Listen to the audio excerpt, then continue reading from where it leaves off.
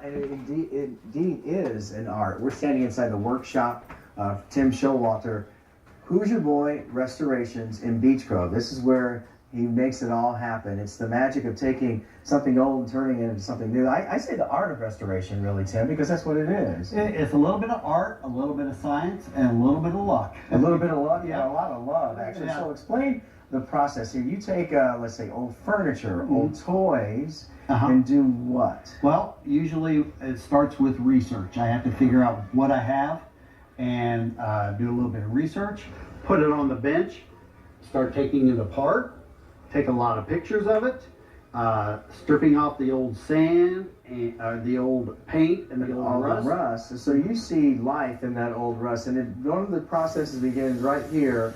And this is sandblasting? That is called sandblasting. So what's Maurice doing in there? Maurice is actually blasting sand media through a hose under high pressure, and it strips off old paint and rust.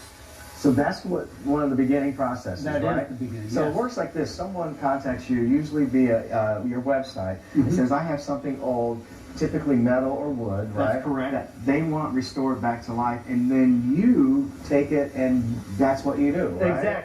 Exactly. You got an old tricycle here. Yeah. Now, we talked about that earlier, how this old thing, it's hard to find anything like that anymore. Right.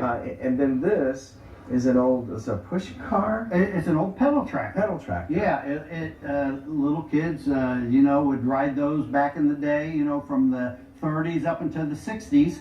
They're made out of cast iron or pressed steel. How much is it going to cost to do something like Again, that's around, depending on the shape, it's $1,400 to $1,500 to restore that back to new. And look at this here. This is an old Coke machine. What are you going to do with that? This is a Coke machine. We've taken off all of the paint, and it's ready to be primed and painted, and it'll look brand new. There's faces. So would it that go still in there. work? It still works. It Yes. still works. Now somebody wants that, or are you doing that for yourself? No, I'm doing that for somebody. For a someone. customer. Okay, now let's come over here. Now here's what's really fascinating to me. You've got all this is called the paint booth. So you turn the light on, you come in here and explain what's happening. Yeah, these are old lawn chairs, metal lawn chairs from the 1940s. And again, they were made out of metal. They were rusty, and we do some body work on them, and then we strip them and paint them. And again, they'll look brand new when they're done, and hopefully last another 50 to 70 years. 50 to 70 years, maybe?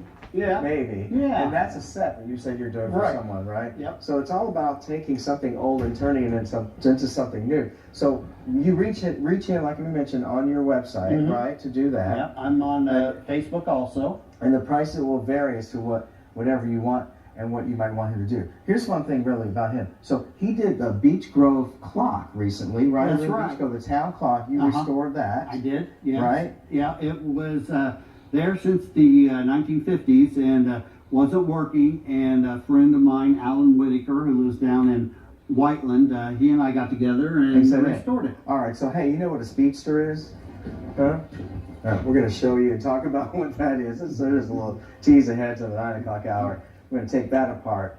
That's coming up at 9:50. We'll see you guys. Nicely done, Sherman. Thank you.